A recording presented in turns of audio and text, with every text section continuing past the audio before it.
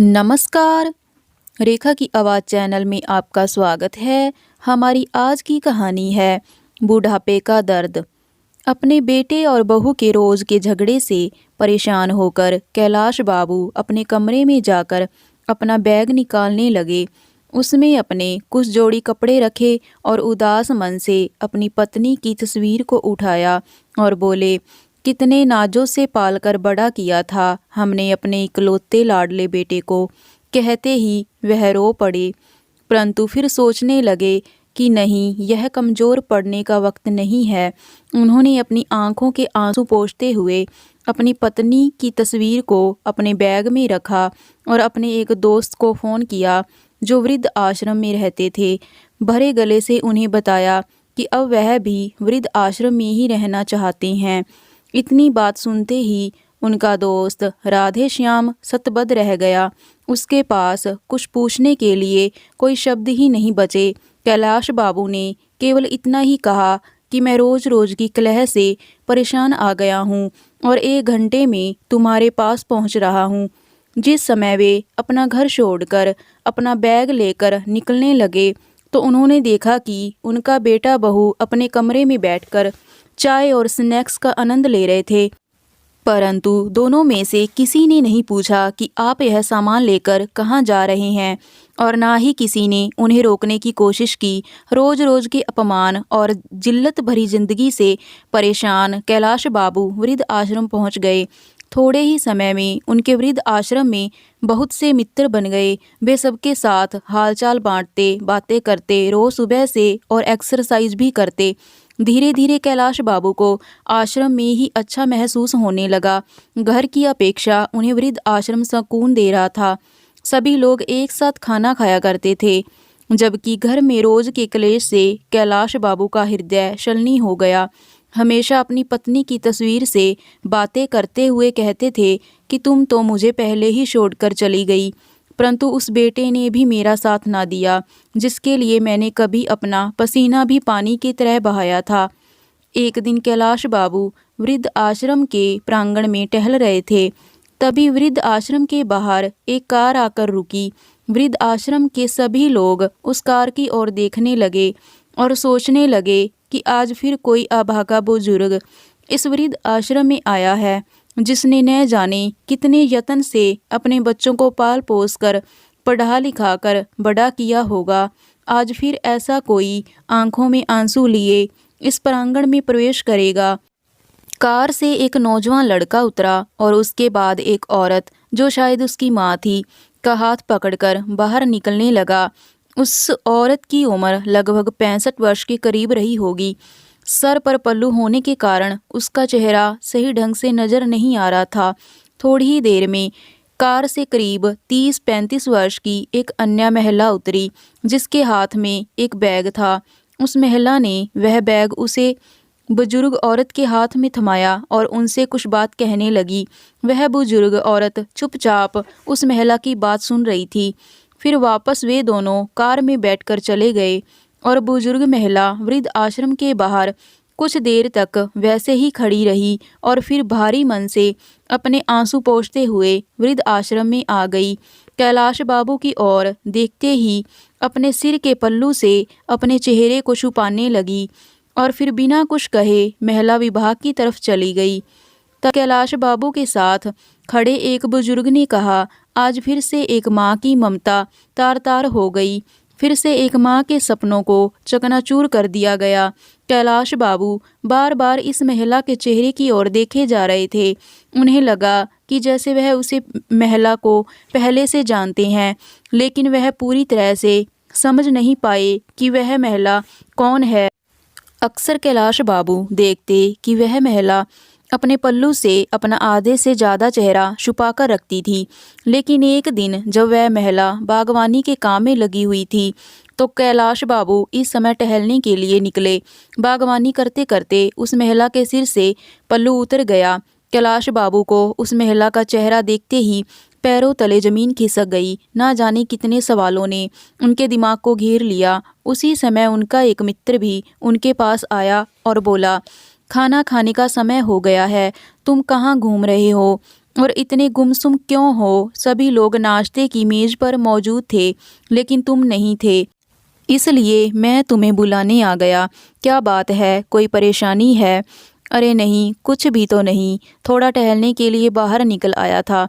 बस मैं आ ही रहा था। खाने के कमरे में बैठने के बाद कैलाश नाथ जी बार बार, उनकी नज़रें जानकी देवी को ही ढूंढ रही थी। वे उनसे पूछना चाहते थे कि आखिर ऐसा क्या हुआ कि उन्हें यहाँ आने की नौबत आ गई।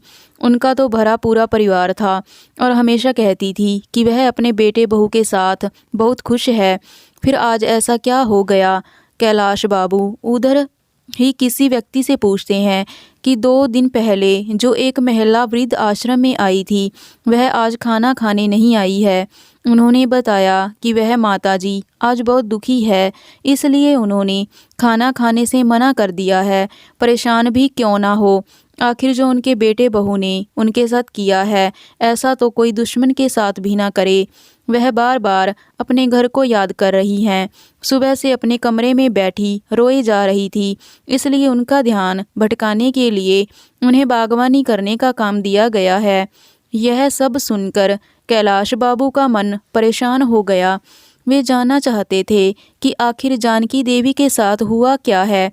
इसलिए थोड़ी देर बाद विभाग में जानकी देवी के पास गए। कैलाश बाबू को अपने सामने खड़ा देखकर जानकी जी थोड़ा परेशान सी हो गई। तभी कैलाश बाबू ने कहा, मैं जानता हूँ कि आपने मुझे पहचान लिया है, लेकिन क्या मैं जान सकता हूँ कि आप इस हालत में कैसे पहुँची?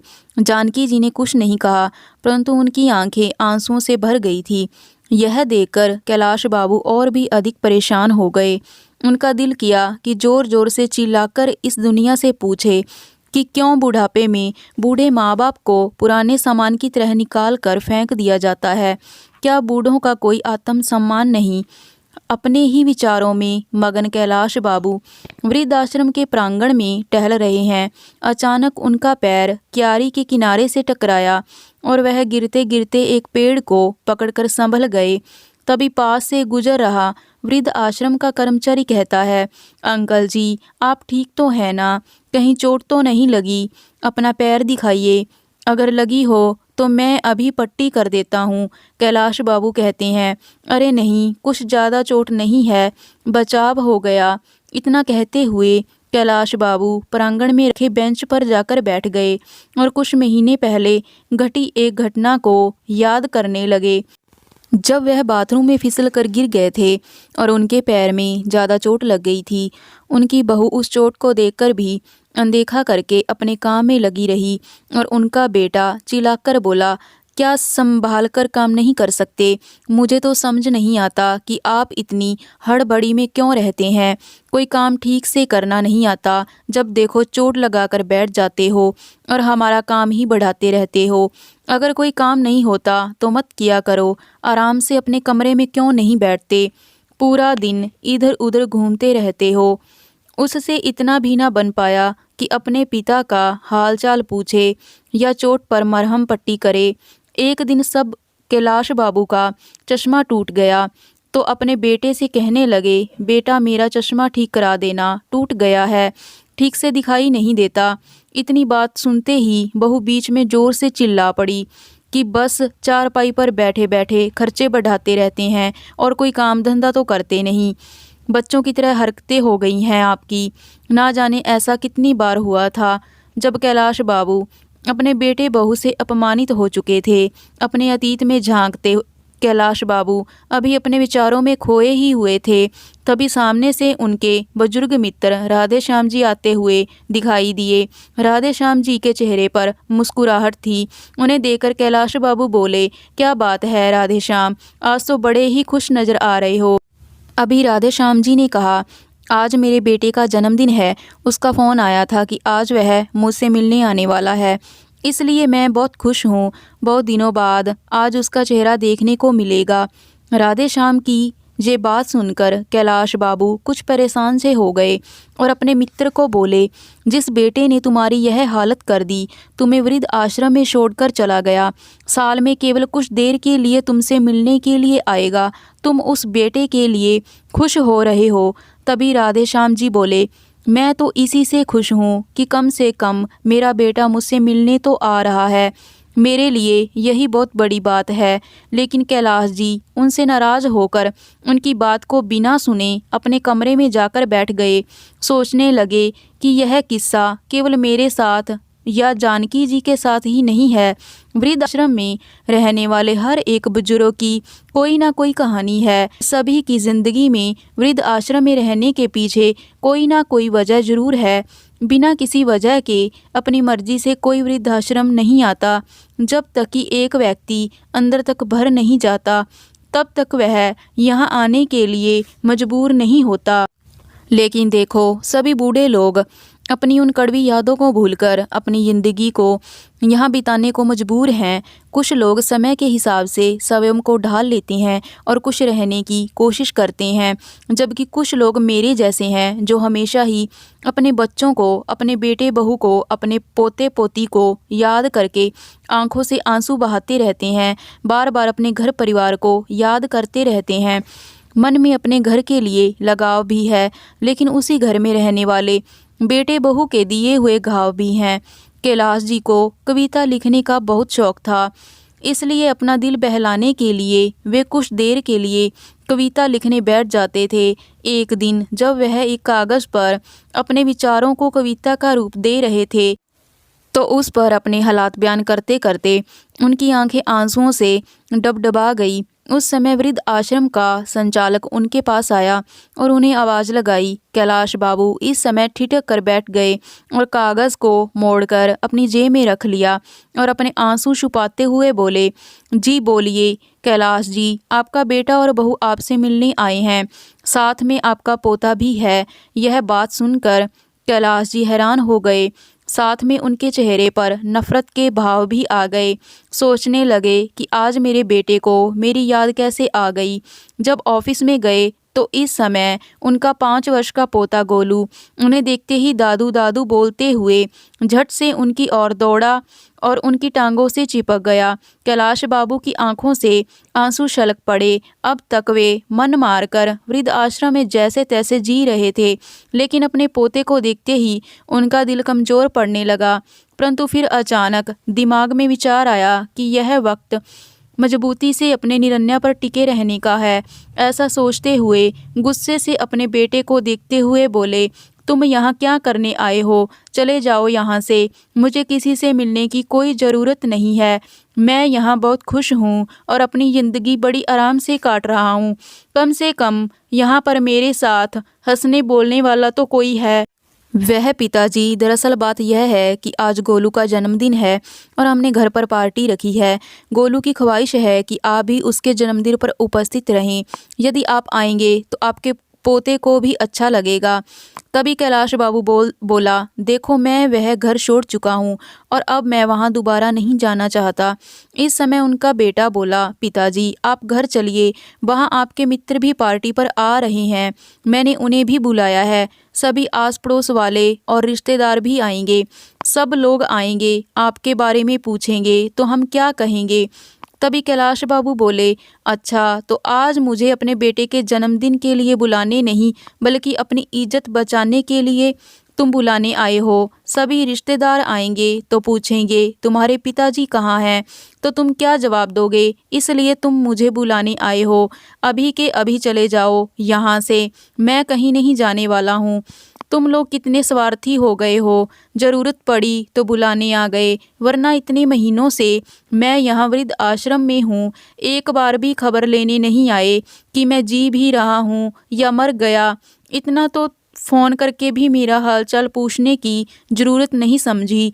तुम लोगों ने इतना तक नहीं पूछा कि घर छोड़कर वृद्धाश्रम चले क्यों गए। आज ज़रूरत पड़ी तो हाथ जोड़कर मुझे लेने आ गए हो। नहीं, अब से यही मेरा घर है, मैं कहीं नहीं जाऊंगा अपने घर को छोड़कर। ऐसा कहते हुए कैलाश बाबू अपने कमरे की ओर जाने लगे। तभी बेटा और बहू दोनों ने आपस में प्लान बनाया कि पिताजी ऐसा नहीं मानेंगे, कुछ तो करना पड़ेगा, तभी हम इन्हें अपने घर ले जा सकेंगे और रिश्तेदारों के ताने सुनने से बच सकेंगे। इसलिए दोनों रोनी सूरत लेकर कैलाश बाबू के पास गए और गिड़गिड़ाते हुए कहने लगे, पिताजी माफ़ कर दो, आपके पोते का जन्मदिन है, क्या आपको अपने पोते की खुशियों में शामिल होने का भी मन नहीं कर रहा? इतनी बात सुनकर कैलाश बाबू का दिल पिघलने लगा। तभी गोलू बोला, चलो ना दादू, बहुत मस्ती करेंगे। अपने पोते की बात सुनकर कैलाश बाबू खुद को रोक नहीं पा रहे थे, परंतु दोनों बेटा और बहू की करतूत की वजह से वह घर नहीं जाना चाहते थे। लेकिन गोलू ने कहा तो वे घर जाने के लिए तैयार हो गए। फिर बोले, लेकिन मेरी एक शर्त है, मैं घर पर चलूँगा और जैसे ही गोलू का जन्मदिन हो जाएगा उसके बाद मुझे वृद्ध आश्रम वापस लौटना है और तुम लोग मुझे वृद्ध आश्रम तक छोड़ने आओगे। बेटा बहू इस बात के लिए तैयार हो जाते हैं। गोलू का जन्मदिन बहुत धूमधाम से मनाया जाता है। सभी रिश्तेदार और आस पड़ोस के लोग बहुत अच्छे से मिलते जुलते हैं। कैलाश बाबू के पुराने मित्र भी आज उन्हें बहुत दिनों बाद मिले, परंतु कैलाश बाबू ने किसी से कुछ नहीं कहा और हंसते मुस्कुराते हुए पूरी पार्टी का आनंद उठाया। परंतु उनके मन में कुछ विचार चल रहे थे। वे सोच रहे थे कि कल अपने बेटा बहू को जो सरप्राइज मैं देने वाला हूँ उसकी तो उन्होंने कभी कल्पना भी नहीं की होगी। जब पार्टी खत्म हुई तो बहुत रात हो चुकी थी। उस समय कैलाश नाथ जी घर पर ही रुक गए। जब अपने कमरे में सोने के लिए गए तो अपनी पत्नी सुधा की यादों में खो गए। आ भीना, 2 रोटियों से क्या पेट भरता है, एक रोटी तो और ले लीजिए, अभी गरम गरम सेंक रही हूँ, एक रोटी और मेरे कहने पर खा लीजिए। आप खाते हैं तो मेरे तन को लगता है। अरे नहीं सुधा, मेरा पेट पूरा भर चुका है, और कितना खिलाओगी? अपनी पत्नी को याद करते करते कैलाश बाबू सोचने लगे कि एक सुधा थी जो मुझे एक गिलास पानी भी खुद से उठाने नहीं देती थी, और एक उसकी बहू है जिसने एक एक रोटी के लिए तरसा दिया। छोटे से छोटा काम भी मुझ पर डाल देती थी। सब्जी लाने से लेकर घर की साफ सफाई तक का सारा काम मुझसे करवाती थी। मुझे वह काम करने में भी हर्ज नहीं था, परंतु सब करने के बाद भी अगर घर में इज्जत ना मिले तो ऐसी जिंदगी किस काम की। अपनी पत्नी की यादों में गुम पता नहीं कब उनकी आंख लग गई। सुबह जब सोकर उठे तो देखा बेटा और बहू दोनों तैयार खड़े थे। जैसे ही वे बाहर आए तो बहू रेखा बोली, चलिए पिताजी तैयार हो जाइए, आपको वापस वृद्धाश्रम में छोड़ आते हैं। ऐसा कहते हुए रेखा के मन में विचार चल रहे थे कि कहीं पिताजी हमेशा के लिए यहीं रुकने का ही मन ना बना लें, इसलिए जल्द से जल्द उन्हें वृद्ध आश्रम में छोड़ देना ही उचित होगा। कैलाश बाबू उन्हें देखकर हैरान थे और अपने बेटे बहू की मंशा को अच्छी तरह से समझ रहे थे, इसलिए वह भी जल्दी से नहा धोकर तैयार हो जाते हैं। जैसे ही वृद्ध आश्रम में जाने के लिए गाड़ी में बैठने लगते हैं, वह देखते हैं कि उनकी बहू रेखा के चेहरे पर एक संतुष्टि भरी मुस्कान थी। मन ही मन सोचने लगे कि चलो बेटा, आज तुम्हें जो सरप्राइज दूंगा उसके बाद से तो तुम वृद्धाश्रम का नाम लेना भी भूल जाओगे।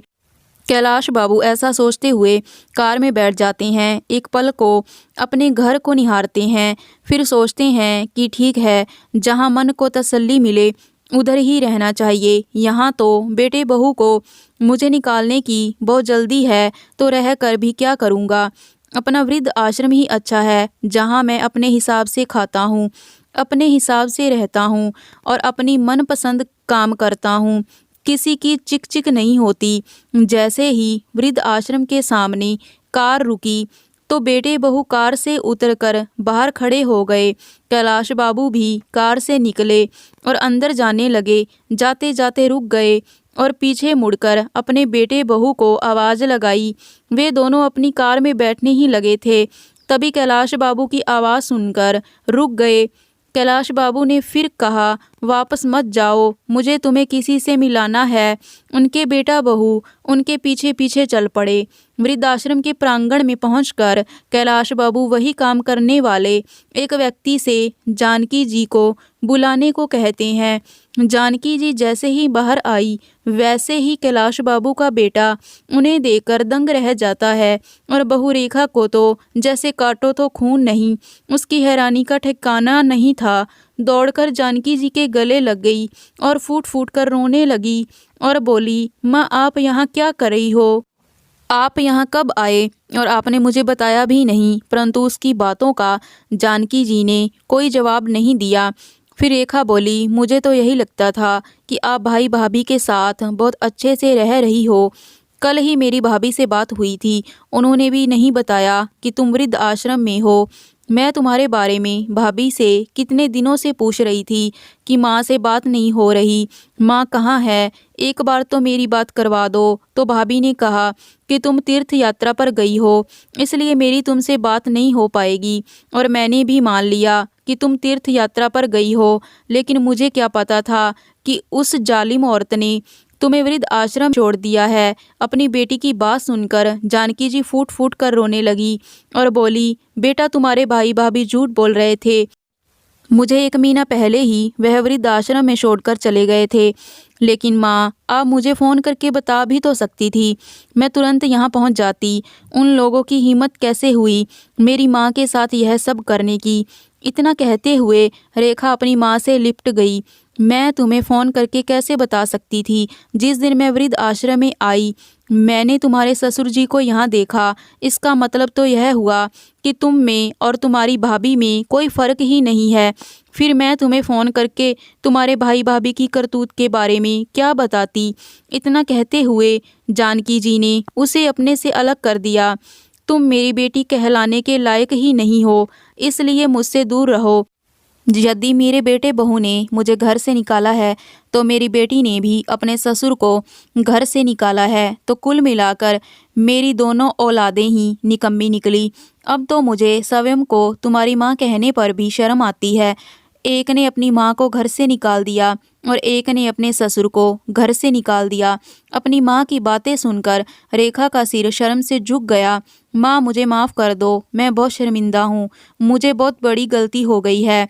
मैंने कभी नहीं सोचा था कि जो मैं अपने सास ससुर के साथ कर रही हूँ वह मेरे माँ बाप के साथ भी हो सकता है।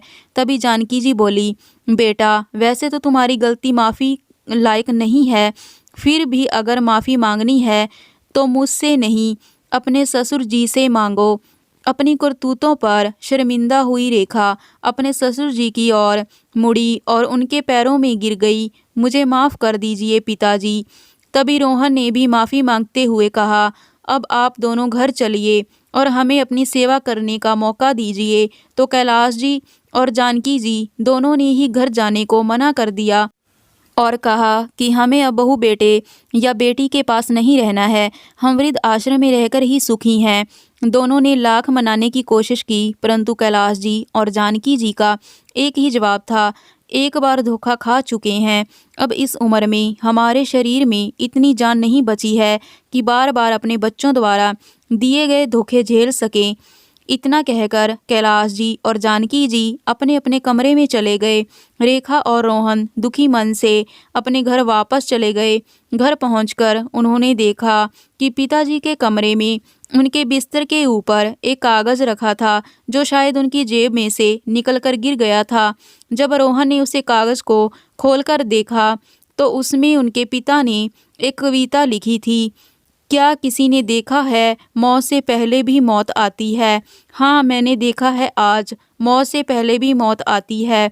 जब ज़िंदगी अपने आखिरी पड़ाव पर आ जाती है, शरीर भी काम नहीं करता, केवल सांस आती जाती है। हाँ, मैंने देखा है मौत से पहले भी मौत आती है। अपने पिता द्वारा लिखे इन शब्दों को देखकर रोहन के दिल पर ना जाने कितने तीर एक साथ चुभने जैसा एहसास हुआ और उधर रेखा अभी तक अपनी माँ की हालत को देखकर उस सदमे से उबर नहीं पाई थी, परंतु आज उन दोनों के पास पछताने के अलावा और कोई रास्ता नहीं था। किसी ने सही कहा है, संतान का अस्तित्व है माता पिता की वजह से, और माता पिता वृद्ध आश्रम में हैं संतान की वजह से। दोस्तों, आपको ये कहानी कैसी लगी? लाइक और कमेंट करके ज़रूर बताएं और चैनल को सब्सक्राइब करना ना भूलें। मिलते हैं एक नई कहानी के साथ। बहुत बहुत धन्यवाद।